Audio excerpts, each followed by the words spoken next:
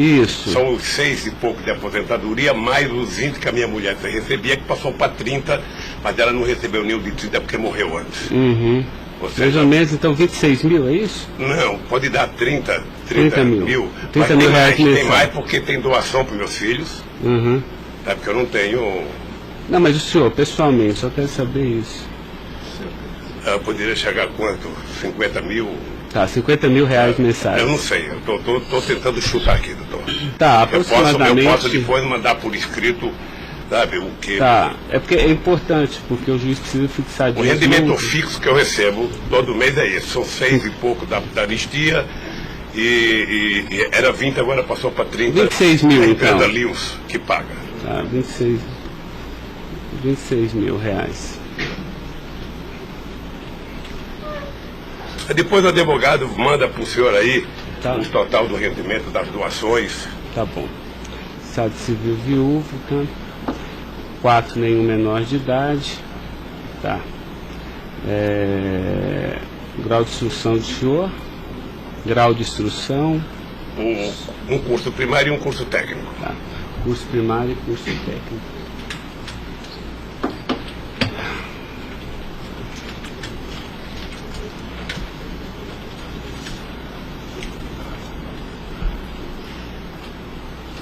Me dê uma caneta aí, Caio, por favor.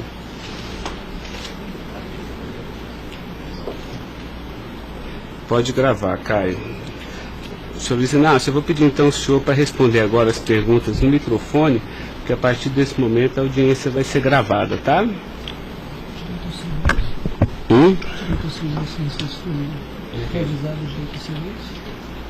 Eu vou avisar ele agora. Vou falar da acusação e vou avisar. Tá pronto, Caio? Tá. Senhor Luiz Inácio, esse momento é o momento do seu interrogatório, tá? A lei lhe garante o benefício de ficar em silêncio em todas as perguntas que eu lhe fizer, as perguntas feitas pelo membro do Ministério Público, pela defesa dos denunciados, inclusive até pela sua própria defesa, tá?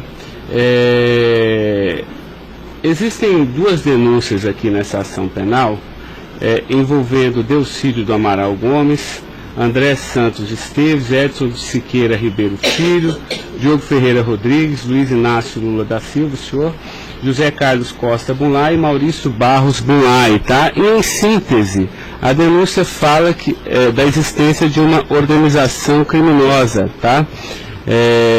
Pelo menos do dia 1º de fevereiro de 2015 até 20 de novembro de 2015. E a denúncia narra que todos esses denunciados teriam se esforçado para evitar ou para menos modular e conseguiram retardar a celebração de um acordo de colaboração premiada entre o Ministério Público Federal e Nestor Severo, tá? Depois a denúncia narra que um crime de patrocínio infiel, tá? Cometido pelos denunciados também, e de exploração de prestígio, tá? Bom, o senhor tem conhecimento desses fatos, tá? Né? Eu lhe pergunto, esses fatos que são descritos na denúncia são verdadeiros, falsos? Eu queria que o senhor fizesse uma explanação cronológica do que aconteceu e envolvendo a sua pessoa. Os dados são falsos. Eu queria aproveitar a oportunidade, doutor Ricardo, para dizer ao senhor que eu faço política desde os 23 anos de idade. Comecei em 1968 pelo movimento sindical. Depois fizemos as greves mais importantes desse país, depois do regime militar. Depois resolvemos que o sindicato já era muito limitado para a luta democrática desse país, resolvemos criar um partido político.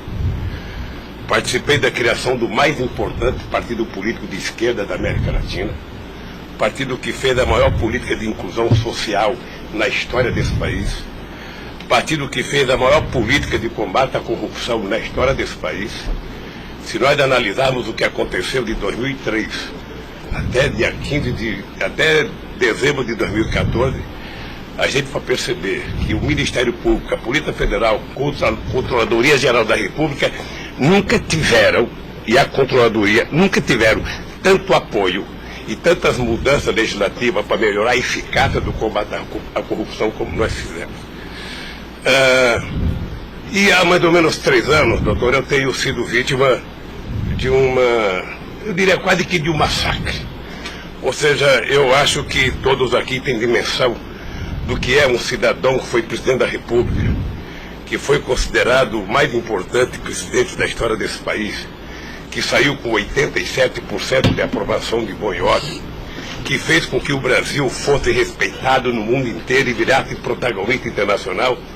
De repente é pego de surpresa por manchete de jornais, por notícias na televisão, todo dia, todo santo dia, no café da manhã, no almoço e na janta, alguém insinuando, tal empresário vai prestar uma delação e vai acusar o Lula.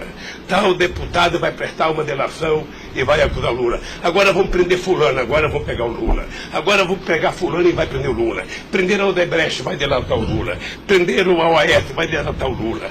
Prenderam o Bunlai, vai delatar o Lula. Prenderam o Delcídio, vai delatar o Lula. Prenderam o Papa, vai delatar o Lula. Eu esperando pacientemente. Por isso eu estou muito, muito orgulhoso e prazeroso de estar aqui para poder, na frente de um juiz imparcial, contar a versão deste fato. Primeiro, me ofende profundamente a insinuação de que o PT é uma organização criminosa. Me ofende profundamente, porque é o mais importante partido criado nesse país, criado pelos trabalhadores, dirigido pelos trabalhadores, e que fez nesse país o que ninguém nunca fez. E combater a corrupção não é virtude, é uma obrigação moral e ética. E isso eu aprendi com uma mulher que nasceu e morreu analfabeta. Segundo, esse partido conseguiu fazer com que as instituições fossem fortalecidas. O Ministério Público tinha um apelido de engavetador. No meu governo, pela minha vocação sindical, eu fazia questão de fortalecer a corporação e indicar o representado pela instituição. A Polícia Federal, quantos processos eram engavetados, quantas pastas sumiram nesse país. No meu governo, a Polícia Federal tinha que fiscalizar, tinha que investigar, teve dinheiro para investimento em inteligência e os delegados sabem como é que eles foram valorizados. E eu dizia, só tem um jeito de ninguém ser pego nesse país, é ser honesto, é não fazer nada errado. Pois bem, a Controladoria Geral da República não existia. Era uma peça de ficção quando eu cheguei no governo. Eu coloquei primeiro o ministro Valdir Pires, ex-governador da Bahia, depois eu coloquei um juiz, o nosso amigo Jorge Arge, que quem conhece sabe que não brinca em serviço. E ele sabe que a ordem que ele recebeu é o seguinte, olha, tem que controlar e tem que fazer com que as pessoas saibam que honestidade não é mérito, é obrigação. Pois bem, e agora eu estou nessa... Só sabe o que é levantar todo dia, sabe, achando que a imprensa está na porta de casa porque eu vou ser preso? Ah, porque não sei quem delatou Lula vai ser preso, porque não sei quem delatou Lula vai ser preso. E eu tenho dito, eu duvido, antes, durante e depois, os que estão presos e os que vão ser presos, que tenham um empresário ou um político que tenha coragem de dizer que um dia me deu R$10, ou que tenha coragem de dizer que um dia o Lula pediu 5 centavos para ele. Eu não faço isso porque sou melhor do que os outros, não. Eu faço isso porque quem chegou à presidência da República como eu cheguei, depois de perder 3 eleições, não tinha o direito de errar. Fiquei 8 anos no meu mandato, doutor, 8 anos, sem ir num jantar, sem ir num aniversário, sem ir num casamento, exatamente para não dar pretexto de aparecer aqueles que vão tomar uma champanhe e vêm pedir um favor. E vem tirar fotografia com o celular para depois explorar essa fotografia. Eu fico orgulhoso de estar prestando depoimento e chateado por uma ilação feita nesse processo contra mim pelo senador Delcídio. Portanto, eu queria lhe dizer que eu estou aqui para responder toda e qualquer pergunta. Se tem um brasileiro nesse momento que quer a verdade e deseja a verdade nesse país, sou eu. Portanto, estou à inteira disposição para responder tudo e a todos do jeito que vocês perguntarem. Tá, adentrando então na peça acusatória, senhor Luiz Inácio, A denúncia narra aqui 7 fatos. Diz aqui que no dia 8/4/2015, o senhor reuniu-se com o Delcídio Amaral no Instituto Lula, em São Paulo, e o senhor teria exortado a Delcídio a adoção de medidas para a compra do silêncio de Nestor Severo, de forma a que o Nestor, não celebrasse o acordo de colaboração premiada com o Ministério Público Federal. Vamos por fatos, que eu acho que fica mais fácil, a gente faz o encadeamento temporal aqui da denúncia. Esse fato existiu, Delcídio foi lá, pediu para o senhor, o senhor teria pedido a ele para que ele intervisse e pudesse pelo menos ocultar fatos que pudesse relacionar o senhor José Carlos Bunlai, e ele diz mais, diz até que o senhor também teria pedido a ele, porque o senhor também teria envolvimento aqui com negócios escusos na Petrobras. Doutor, só tem um brasileiro que poderia ter medo de um depoimento do Severo, pela relação que tinha com ele, que é o Delcídio. Eu não tinha relação com o Severo. Portanto, eu não tive nenhuma preocupação com o depoimento de nenhum empresário, de nenhum diretor da Petrobras, porque não tem essa relação com eles. Portanto, o Delcídio contou uma inverdade nesse processo. Essa reunião existiu? Deve ter tido muitas reuniões com o Delcídio. Ele era senador da República, era líder do governo, nós conversamos muitas vezes em São Paulo e em Brasília. E com outros deputados. Lá no Instituto Lula? Várias vezes o Delcídio esteve lá. Várias vezes. Ok. Eu iria perguntar por fatos aqui, mas assim, pelo que o senhor está falando, senhor, ele teve lá, o senhor admite que conversou com ele, mas não houve essa conversa para adoção de medidas, o senhor teria pedido para ele, porque o senhor, José Carlos Bunlai é amigo do senhor. Doutor Ricardo, deixa eu dizer uma coisa. Eu não tenho nenhuma razão para ter qualquer problema com o depoimento do Severo. Mas nenhuma razão. Não o conheço, não tive convivência com ele. Portanto, o depoimento do Severo era um problema para o Delcídio e não para mim, que teve uma convivência com ele ainda no governo anterior, antes do meu governo, quando foi diretor de óleo e gás da Petrobras. Não foi comigo. Tá, não surgiu essa conversa, então.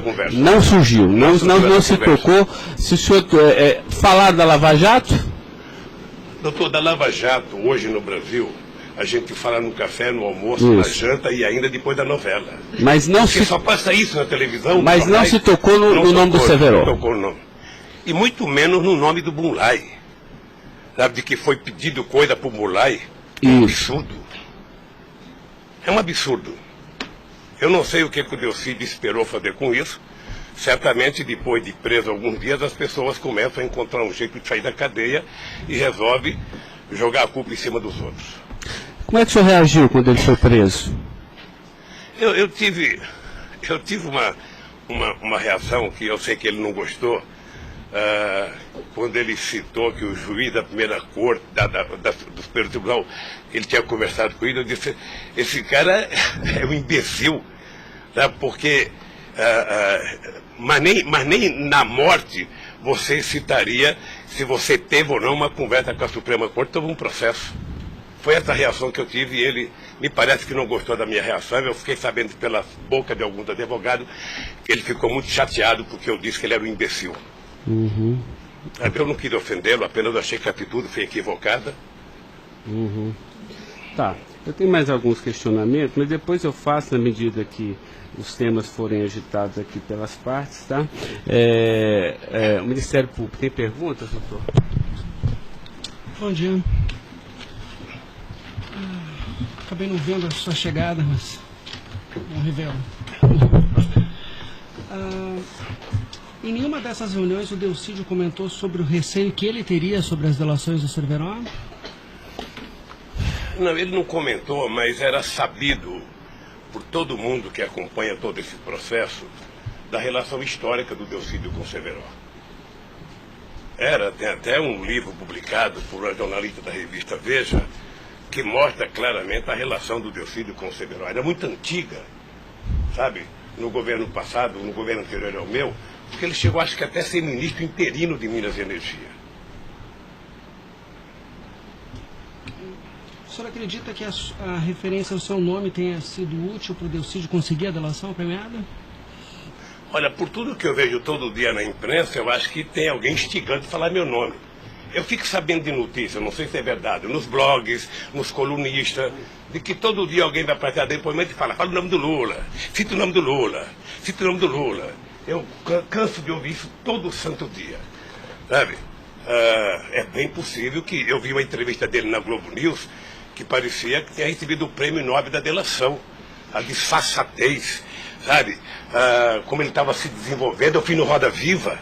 Ou seja, depois que fazem a bobagem que fez, se é que fez, ele teria que jogar nas costas de alguém. Primeiro, sabe, a minha relação com o Delcídio era uma relação institucional. E ele sabe disso. Voltando um pouco, o senhor poderia explicar a sua relação com o Bunlai? Veja, eu conheci o Bunlai na campanha de 2000.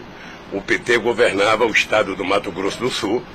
E eu precisava fazer uma gravação para um programa de televisão da campanha para falar com o setor do agronegócio.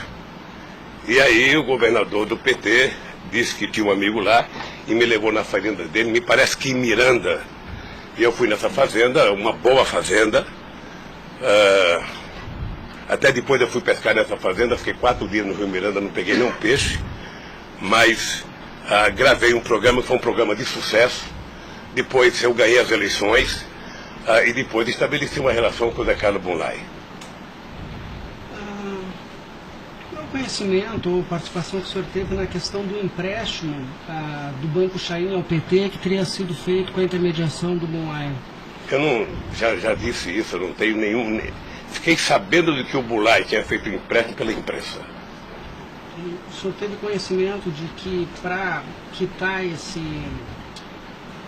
empréstimo houve a contratação pela Petrobras da empresa Chain Engenharia na questão Fiquei da sabendo também pela imprensa, e me parece que numa pergunta que o Ministério Público já me fez. Após esses fatos sobre a saída do Cerveró do posto da diretoria da Petrobras, há uma informação na denúncia relativa a divisões de indicações por partido de diretorias na Petrobras. Diretoria de abastecimento seria normalmente indicada pelo PP, diretoria de serviços pelo PT, diretoria nacional pelo PMDB. O senhor tem conhecimento disso? Veja, deixa, doutor Ivan, dizer uma coisa que me parece que está virando costumeiro isso no depoimento, que é a falta de compreensão do que significa um governo de coalizão em qualquer parte do mundo. E parece que tem pessoas com dificuldade de compreender isso. Aliás, no depoimento do presidente Fernando Henrique Cardoso, ele foi muito bem ao explicar o que é um governo de coalizão. Quando você ganha uma eleição, um regime presidencialista de coalizão, você tem que montar o governo. Você precisa construir uma maioria no Congresso Nacional para você poder montar o governo. E você não monta a maioria com quem você quer. Porque se você pudesse, você pegaria só suplente que não foi eleito. Mas como o suplente não vota, você tem que fazer o acordo com quem é eleito, com quem tem mandato. E obviamente que você pode fazer um acordo programático, e nesse acordo programático você pode fazer um acordo de participação no governo. Então os partidos que compõem a base do governo participam do governo, indicam ministros, indicam cargos. Todas as pessoas indicadas são pessoas com mais de 30 anos da Petrobras. Eu já disse no depoimento, sabe, que vocês vão ter que ouvir muita gente, o Conselho Fiscal da Petrobras, o Conselho de Administração da Petrobras, sabe, para saber se havia denúncia de corrupção, porque quando nós indicamos as pessoas e quando os partidos indicam, ou seja, se aparecer alguma denúncia de corrupção e aparecer no GSI, essa pessoa não é indicada. Porque qual é o critério? O partido tem um ministro, o partido tem uma bancada. Essa bancada conversa com o ministro.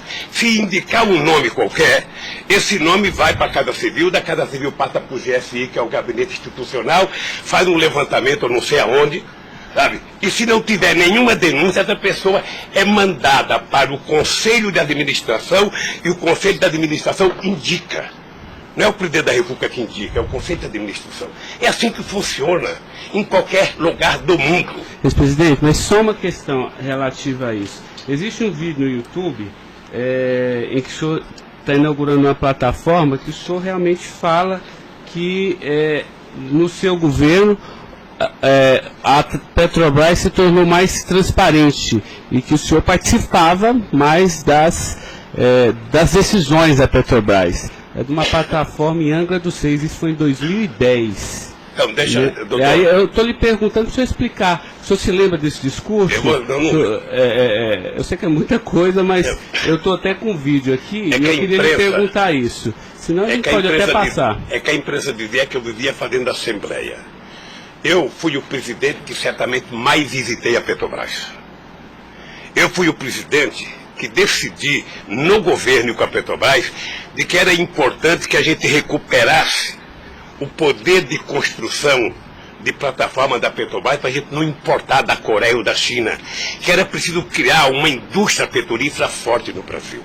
Por isso é que nós aprovamos a Lei de Conteúdo Nacional.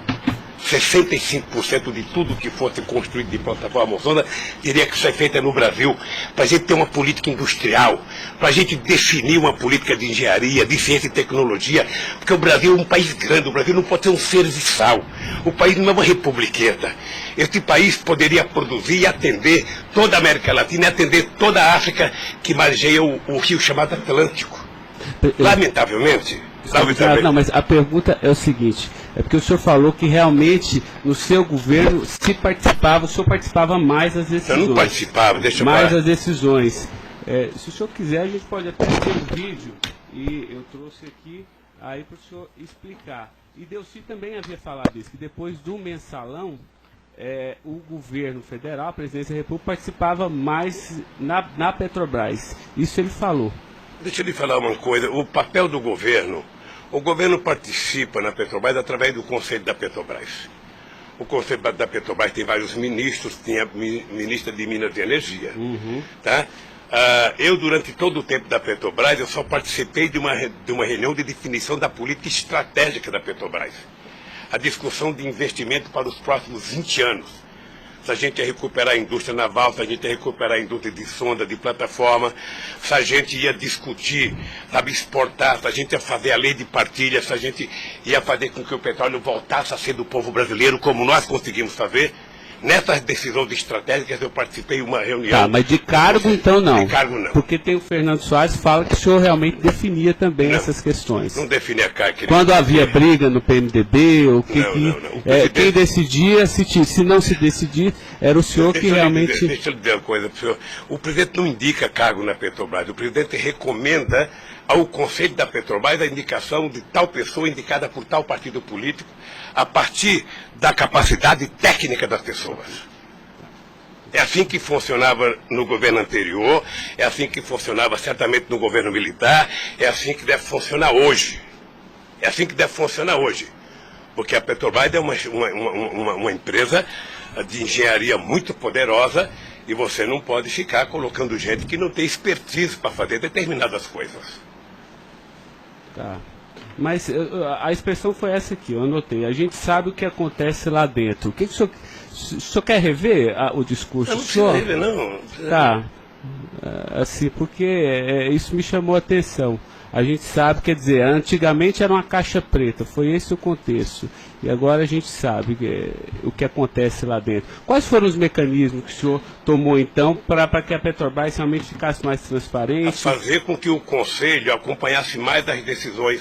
Porque como a Petrobras é muito grande, entre uma decisão do Conselho da Petrobras, uma aprovação da diretoria e os acontecimentos nas engenharias da Petrobras, são milhares de pessoas que participam daquilo. É por isso que um dia um presidente chegou a falar que ele é uma caixa preta que ninguém sabe. Então vamos tentar saber, sabe?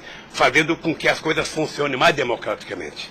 Por exemplo, quando nós descobrimos o pré-sal, nós tivemos uma decisão estratégica do que fazer com o petróleo. O petróleo não é das empresas estrangeiras que vêm aqui comprar gás e óleo, não. O petróleo é nosso. Então eles vão ter que pagar para o governo. É por isso que nós aprovamos 75% do ROT para a educação. É por isso que nós aprovamos a partilha, que é o que incomodou muita gente no mundo, o que incomodou as grandes petroleiras. É esse país que tinha complexo de vira-lata, virar dono do seu nariz. Okay. Eu sei que isso incomodou muita gente. Incomodou muita gente no mundo inteiro. Sabe, e agora eles estão tentando desmontar. Porque um país que não se respeita, um país que não tem soberania, um país que não tem empresas de porte extraordinário como a Petrobras e vende tudo, sabe, sinceramente, não é um país. Ok. Doutor Ivan, só porque o senhor tocou no tema, eu quis aproveitar, tá? Mas pode continuar, pode prosseguir. A pergunta é relativa à diretoria internacional, que ela foi ocupada pelo Cerveró e depois pelo Zelada. Ambos foram indicações do PMDB ou o Cerveró foi indicação do PT e o Zelada... Não, eu já tive a oportunidade de dizer isso. Isso foi indicação do PMDB. Ambos? Não sei se de todo o PMDB ou da bancada do PMDB de Minas Gerais, que foi indicado o Zelada para diretor internacional da Petrobras. O critério é o mesmo. O Zelada foi indicado, passa na Casa Civil, passa no GSI e é mandado ao Conselho da Petrobras, que decide. Não, perfeito. Mas e o Cerveró? Ele tinha sido indicado anteriormente pelo PT ou pelo PMDB? Pelo PMDB Pelo também. PMDB. Eu acho, eu falo quase com certeza absoluta pelo PMDB. É o que diz a... Eu falo quase que com certeza absoluta. A pergunta é o seguinte, com a troca pelo Zelada, a saída do Cerveró desse posto de diretoria, ele acabou sendo indicado para a BR Distribuidora. No próprio depoimento do Cerveró, ele afirma que isso teria sido como um reconhecimento pelo papel que ele prestou no auxílio da contratação da Chaim pela Petrobras, na questão do navio sonda. Me parece que ele não diz isso exatamente. Me parece que ele utiliza a palavra acha que foi isso. É diferente de dizer que ele disse. Ou seja, ele acha que foi isso. Deixa eu lhe falar uma coisa. Eu não conheço o Cerveró. Conheço agora que ele ficou famoso. Tá? Quando eu vi o Cerveró, eu vi a en passant em reuniões coletivas. Portanto, eu não tinha nenhum interesse de tirá-lo e nenhum interesse de colocá-lo. Nenhum interesse. Para mim, se uma força política que compunha o governo indicasse ele ou outra pessoa e tecnicamente ele fosse reconhecido pelo conselho da empresa que o indicou, para mim estava perfeito. E veja, durante todo esse período não houve uma única denúncia contra nenhum deles. A denúncia começou a acontecer porque o juiz Moro começou a fazer escuta durante 8 anos num bandido chamado Rousseff, e aí então, em 8 anos dá para pegar alguma coisa. Pegou esse negócio. O senhor tem conhecimento de quem teria feito a indicação do nome do Cerveró para a BR Distribuidora? Se foi algum partido? Eu não sei se foi um partido ou se foi através do Zé Eduardo Dutra, que devia ter relação com o Cerveró, porque ele tinha sido presidente da Petrobras. Ele deixou de ser presidente da Petrobras e foi ser presidente da BR. E ele pode ter chamado o Cerveró, ou o mesmo partido que tinha indicado o Cerveró e depois tirou o Cerveró pode ter pedido para ele ir para lá. Eu suponho que seja isso. Ok. O senhor conversava com certa frequência com o Bulay por telefone, dentro dessa relação de amizade? Não era meu amigo. Conversava com ele. Com que frequência o senhor... Não sei, querido. Sabe, ultimamente o Bulay andava com doença nos olhos, achando que ia ficar cego, estava passando muito tempo em Miami para se tratar, depois estava se tratando de um câncer. Sabe, eu sei que ele não andava bem nos últimos tempos, com problema de doença. Porque a denúncia cita algumas ligações de um telefone que pertenceria ao Instituto Lula. O senhor utilizava esse telefone do Instituto Lula para conversar com o Bulay também, ou normalmente só o mas seu qual celular? É o crime do Bulay ligar para mim? Não, eu estou tentando esclarecer os fatos, presidente. Eu ligava, eu conversava com o Bulay, tinha um profundo respeito pelo Bulay, um profundo respeito. O Bulay sabe perfeitamente bem que a relação que ele tinha comigo não permitia que discutisse qualquer negócio, porque eu não levo para casa ninguém para discutir negócio. O negócio eu discutia no palácio.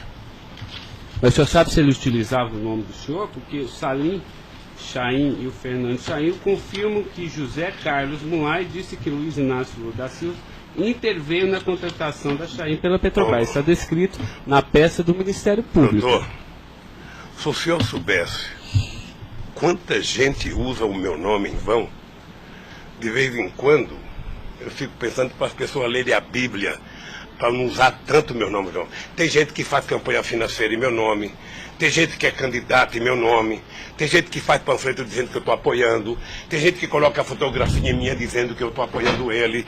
Sabe, Não tem como fazer isso. Se alguém falou, sabe? Se alguém falou, somente o Zé Carlos Bunlai pode provar isso, ou o Chaí na frente dele. Eu duvido que o Zé Carlos Bunlai, ou algum outro empresário, ou algum outro, desses que já prestaram depoimento, diga que um dia eu chamei ele para conversar sobre tal coisa, sobre qualquer coisa. Sabe por quê, doutor? Porque eu tinha noção de que o único jeito de eu governar esse país dignamente era não permitir qualquer promiscuidade na minha relação com os agentes empresariais ou os agentes políticos. A afirmação seria que o senhor estaria abençoando o negócio da Chaim pela Petrobras. O senhor não... Nem abençoando, nem amaldiçoando, porque eu não sabia. Sem mais perguntas, excelência. A defesa, então, a sua defesa vai ser a última a perguntar. A sua defesa de Delcídio Amaral.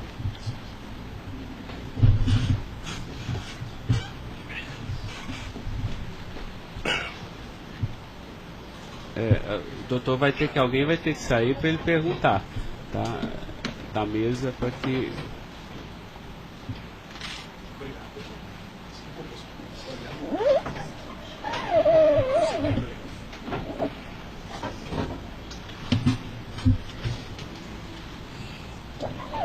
Bom dia. Bom dia. O senhor já mencionou que, de sua parte, não haveria nenhum receio na delação de Nestor Cerveró. A indagação que eu faço é se, da parte de Bunlai, seu amigo, se ele lhe confidenciou algum receio da delação do Cerveró. Nunca. Nunca. Nunca. Ele mencionou se conhecia o Cerveró? Quem, o Bunlai? O Bunlai. Não, nunca falou comigo do Cerveró. Nunca? Nunca falou comigo do Cerveró. Nem tampouco o senhor soube se ele... Quem falava comigo do Cerveró era o Delcídio. Uhum. Que era amigo do Cerveró. Amigo do filho do Cerveró. Perfeito.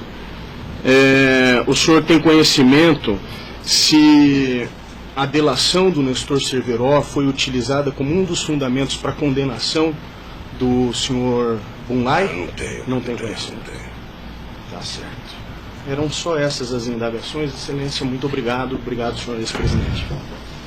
A defesa de André Esteves tem questionamentos? Não tem? A defesa de Edson Siqueira Ribeiro Filho.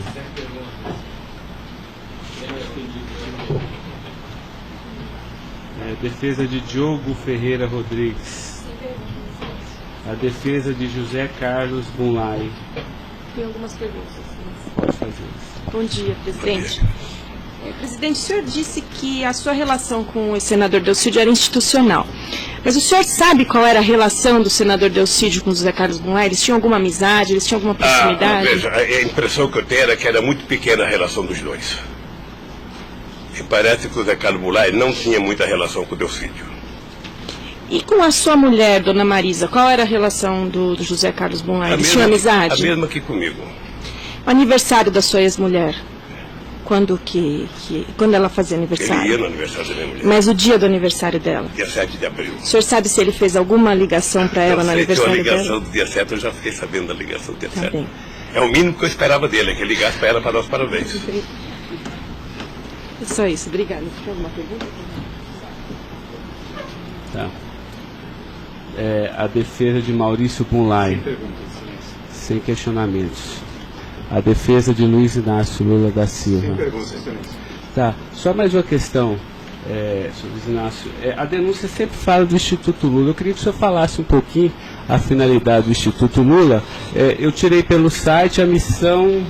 Me parece que o senhor desenvolve projetos na África também, né, com finalidade de erradicação da extrema pobreza, da fome, acesso à educação, promoção da igualdade, mas também é um local que o senhor também chama as pessoas para discutir política. Delcídio falou que o senhor o convidou para ir lá quando era líder do governo. Explique para mim o Instituto Doutor Lula. Ricardo, eu não sei se você sabe, a Receita Federal fez uma devassa no Instituto para saber se ele está cumprindo com a sua obrigação institucional. Veja, eu quando deixei a presidência da República, eu falo isso apenas com o objetivo de explicar. Muita gente pode achar que eu sou arrogante ou sou petulante. O doutor Ivan, no primeiro depoimento, eu disse isso para ele. Mas ou seja, isso é crime, viu? quando eu deixei a presidência da República, por conta do povo brasileiro, eu tinha sido o presidente, quase que o presidente mais importante do mundo nos 10 primeiros anos do século XXI. Esse país virou protagonista internacional. Esse país passou a participar do G8, coisa que nunca participava. Esse país ajudou a construir o G20. Esse país participava do BRICS com muita importância. Esse país participava do IBAS entre Brasil, África do Sul e Índia. Esse Brasil criou a Unasul, criou a CELAC, onde pela primeira vez a gente fazia uma reunião da América Latina sem participação dos Estados americanos. Esse país não deixou a ALCA entrar aqui. Esse país construiu o Conselho Nacional de Defesa para se contrapor à 4ª Frota Americana, depois que nós conseguimos o pré-sal, que eles reinauguraram a 4ª Frota. Nós criamos o Conselho de Defesa. Então, nós fizemos a maior política de inclusão social da história desse país. 36 milhões de pessoas saíram da extrema pobreza e 40 milhões ascenderam à classe média. Isso é uma Argentina, isso é uma Colômbia. A bancarização do povo pobre foi com 70 milhões de pessoas entraram no sistema financeiro. É uma Colômbia e uma Argentina junto. Tudo isso em 12 anos. Olha, eu saí da presidência e eu queria fazer com que a América Latina e a África adotassem as políticas públicas que nós adotamos no Brasil. O programa Luz para Todos. O programa PA, que era a compra de alimento para o pequeno produtor. O Minha Casa Minha Vida. O Bolsa Família. O aumento do salário mínimo. Durante 12 anos, todos os funcionários públicos tiveram aumento nesse país. Houve reajuste de carreira, houve aumento do salário mínimo. Aumentamos as exportações, aumentamos o mercado interno, numa demonstração de que o pobre não era problema. O pobre era a solução. Eu gostava de ir para a África para dizer para os presidentes. Uma vez até fiquei com medo de Angola. Porque eu, depois da minha palestra, eu me dei conta da quantidade de general que tinha lá dentro. E eu falei o seguinte, é preciso diminuir o dinheiro das Forças Armadas e colocar dinheiro para os pobres. Porque o pobre não entra no orçamento. O Poder Judiciário entra, porque tem poder de pressão. Os sindicatos organizados entram. Sabe? Todo mundo entra, o pobre não entra. O pobre está lá, desgraçado, abandonado, ninguém olha por ele. Agora, coloque ele no orçamento. Deixa ele começar a ir no shopping. Deixa ele começar a comprar carne, comprar iogurte, comprar meia, comprar sapato. Nesse país ficava incomodado porque pobre comprava dentadura com o dinheiro que a gente dava do Bolsa Família. E eu queria ensinar isso, eu queria ensinar as pessoas a compreenderem que o pobre no Brasil e no mundo seria a solução se a gente desse a ele o mínimo necessário. Foi por isso que eu não quis criar um ONG. Criei um instituto para poder viajar o mundo tentando mostrar o exemplo do que esse país fez em tão pouco tempo. Mas o que Delcídio, porque ele disse aqui que algumas vezes o senhor chamou ele lá. Em que ele se encaixa aí? É que eu não sabia, doutor. Porque assim, realmente, eu entendi, a política está de acordo com o estatuto aqui do Instituto Lula, mas assim, por que o senhor chamou ele lá? Ele falou assim, muitas vezes o presidente Lula, e de vez em quando eu ia com cortesia também. Deixa eu lhe falar, ele foi muitas vezes conversar comigo, ele era líder do governo. Como outros senadores foram conversar comigo. Cada vez que o Delcídio ia no hospital sírio-libanês fazer um check-up ou uma consulta, ele falava, presidente, eu estou aqui no Sírio, eu posso passar aí? Passo, meu filho. Mas o senhor não tratava dessas questões do Instituto? Discutia desde Flamengo a Vasco da Gama, Corinthians, Palmeiras, porque quando duas pessoas se encontram, conversa-se tudo. Sim. Mas não era política institucional do Instituto, isso que eu estou perguntando. Política institucional do Instituto, é que eu talvez tenha cometido erro, sabe, que eu deveria ter alugado uma sede do lado.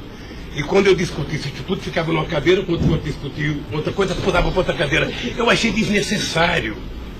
Eu achei que a civilização não exigiria essa burocracia toda, porque isso é uma coisa de burocracia. Eu sou o mesmo ser humano, eu sou presidente de honra do PT, eu sou ex-presidente da República, eu era presidente de honra do Instituto. Eu não decidi as coisas pelo Instituto. O Instituto tem uma diretoria. Eu apenas estava lá, eu era a figurinha carimbada do Instituto. Era para ele fazer merchandising. Aqui o Lula. Vai conversar com o Bill Clinton, fala com o Lula. Vai conversar com o Tony Blair, fala com o Lula. Vai conversar com o Chirac, fala com o Lula. Vai conversar com o Angela Merkel, fala com o Lula. Sabe, eu tive o prazer, doutor Cláudio, de ser o ex-presidente da República, que em todas as viagens do mundo que eu fiz, depois de deixar a presidência, era recebido pelos presidentes. Esse era o status quo do Brasil. Hoje nós estamos numa situação em que o presidente não tem coragem na Bolívia. Então o país, que era um motivo de orgulho, virou um motivo da tristeza. Pela pequenez que esse país tomou dimensão nos últimos anos. Não, eu não estou emitindo nenhum juízo de valor, mas assim, o que eu quero saber é assim, o senhor também chamava pessoas como líder do Delcídio para conversar sobre outros assuntos. Chamava dirigente sindical, chamava gente do LGBT, chamava negro, chamava índio, chamava todo mundo. Isso. Ali, eu vou dizer uma coisa, sabe qual é o apelido do Instituto? Sabe? Não sei, nunca fui. Posto Ipiranga. Lamentavelmente é assim. Mas não é por causa do Instituto, é por causa do personagem. Sabe? Então todo mundo fala, tem problema em tal lugar? Posto Ipiranga. Tem problema em tal lugar? Posto Ipiranga. E sabe que eu tenho orgulho disso. Eu tenho muito orgulho de fazer 36 anos que eu deixei o movimento sindical e ainda sou amigo de todos os sindicalistas, de todas as correntes, da Força Sindical à CUT. Sou amigo de todos os partidos políticos. Então, se isso é um pecado, se isso é um erro jurídico, se isso incomoda o Ministério Público, a Polícia Federal, sei lá quem, sabe, eu vou alugar uma salinha na porta e sento lá e atendo e vou deixar em paz, porque não é possível. Sabe, não é possível, sinceramente, doutor, eu quero lhe agradecer a oportunidade de vir prestar esse depoimento. Eu estou com muita coisa na garganta para falar. Eu estou cansado de ver procurador dizer que não precisa de prova, que ele tem convicção. De juiz dizer, eu não preciso de prova, eu tenho fé, vou voltar com fé. Eu quero provas, alguém tem que dizer, sabe, qual é o crime que eu cometi, aonde que eu cometi. Chamar o PT de organização criminosa, se dependesse de mim, cada deputado do PT, cada vereador do PT, cada militante, abrir um processo para quem dizer provar qual é a quadrilha. Porque eu estou cansado, doutor. 71 anos de vida, eu cansei. Cansei de ver, sabe, as instituições que eu ajudei a criar desde a Constituinte para valorizá-las, desprestigiadas por comportamento pessoal. Gente que adora, gente que não pode abrir a geladeira, que vê uma luz já começa a dar declaração. Gente que liga o barbeador, começa a falar achando que é o microfone do rádio. Eu cansei disso. Eu sempre valorizei o Ministério Público. Eu sempre valorizei a Polícia Federal. E sempre valorizei o Poder Judiciário. Os ministros podem lhe dizer. Eu indiquei quase todos. Nunca pedi para eles um favor pessoal. E não peço. Porque a instituição tem que ser forte, não para me ajudar, para garantir a democracia desse país. Lamentavelmente, tem pessoas que não pensam assim. Eu, quando vejo um jovem procurador ir para a televisão falar 1h30 e depois dizer, não me peçam provas, eu tenho convicção, não dá, doutor. Não dá para aceitar isso como uma coisa séria nesse país que está jogando a cada vez mais a oportunidade de se transformar num país grande. Nós quase chegamos a ser a 5ª economia mundial. Quase chegamos. Por mediocridade não chegamos. Então eu lamento profundamente. Eu gostaria que meus depoimentos fossem tudo numa semana só. Tá? Para mim poder desvendar os mistérios todos. E acabar com essa hipocrisia. Fulano vai prestar depoimento, fulano vai delatar, fulano vai não ter das contas, fulano, e o Lula vai ser citado. Quem sabe está na hora de chamar o dono da Globo, da Record, da Bandeirantes para prestar depoimento para ver se eles me delatam. Porque o que eles dizem que vão me delatar, eu duvido que tenham coragem de me delatar, porque não tem nenhuma prova e nunca conversaram comigo sobre qualquer crime. Doutor, eu aprendi a andar de cabeça erguida. E sabe que custa muito. Para quem nasce na elite, não precisa nada. Mas para quem vem lá de baixo, sabe, não deixar ninguém colocar cangaia no seu pescoço, não é fácil. Esses dias eu sei de uma história, de um depoimento, de um processo que eu abri contra uma jornalista, até vou contar isso que ninguém sabe aqui. E eu acusei uma jornalista que falou, em qualquer país democrático do mundo, ela seria presa, porque ela falou de um presidente da República. E ela foi prestar julgamento. E a advogada, acho que a nossa advogada, me chamou de doutor. Aí o juiz começou a rir. Ah, mas ele não é doutor? Ele não é doutor? Como é que você chama ele de doutor? Não, estou chamando ele de doutor porque ele tem vários diplomas de doutor honoris causa. O juiz deu uma gargalhada e pouco tempo depois inocentou a jornalista. Eu vou recorrer até a Suprema Corte. Aos 71 anos eu não sei quanto tempo de vida que eu tenho, mas eu tenho fé em Deus de ver essa jornalista ser educada. Porque, em nome da liberdade de imprensa, ninguém pode avacalhar a vida dos outros. Ninguém pode. E o que eu estou vendo nesse processo? Tem gente que acha que eu sou contra a Lava Jato. Pelo contrário, eu quero que a Lava Jato vá a fundo para ver se acaba com corrupção. O que eu sou contra é tentar criminalizar a pessoa pela imprensa e não pelos autos do processo.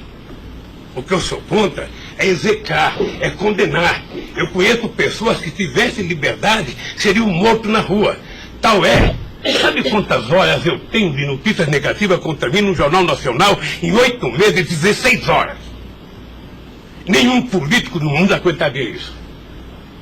E eu vou matá-los de raiva, porque toda pesquisa vai aparecer na frente. Para eles saberem que nem sempre eles podem brincar com as pessoas. Sabe? Então o juiz, o promotor, o delegado, não tem que ficar fazendo, sabe, pirotecnia com as pessoas. A primeira apura, investigue e condene. Quando condenar, bote na cadeia. E acabou. Sabe, não é tirando fotografia de criança, mostrando casa, mostrando não sei das quantas, inventando mentiras, inventando ilações. Então, eu quero lhe dizer que o senhor está diante de um homem que está disposto a prestar tantos pontos de depoimento que for necessário. E quero que todo mundo saiba, se tem um brasileiro que quer a verdade nesse país, sou eu. E não me venham com mentiras ou com ilações. Porque um cidadão que nasce no Nordeste e não morre de fome até os 5 anos de idade, não tem medo de cada feira. Eu quero defender a minha honra, que é o valor mais importante que eu tenho. Então eu quero lhe agradecer esse depoimento e a liberdade de poder dizer essas coisas que eu até agora não tinha falado, mas eu cansei, eu vou falar. Então, Luiz Inácio, o momento é do senhor, tá? É a sua defesa, o senhor tem todo o direito de falar. Só mais uma questão para a gente encerrar, acho que ninguém tem mais questionamentos.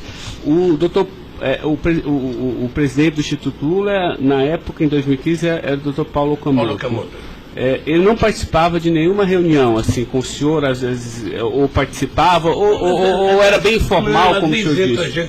Eu sou um pouco relaxado, sabe? Porque Delcídio disse aqui que as reuniões eram somente ele e o senhor, que as coisas era só...